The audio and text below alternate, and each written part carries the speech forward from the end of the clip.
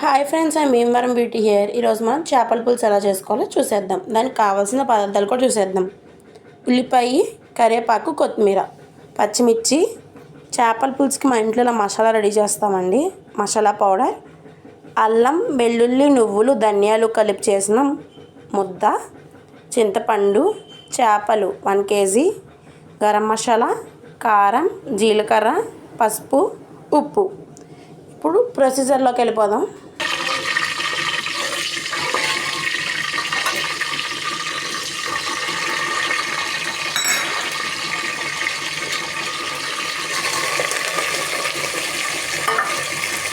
ఇప్పుడు ఉల్లిపాయలు వేసి మంచిగా ఫ్రై చేసుకుని ఎర్రగా వచ్చేలా ఎగనిచ్చిన తర్వాత టమాటాలు వేసుకుని ఫ్రై చేయాలి గాయస్. టమాటాస్ వేసి ఫ్రై చేసిన తర్వాత నేను చూపించిన మసాలా ముద్ద యాడ్ చేసి ఫ్రై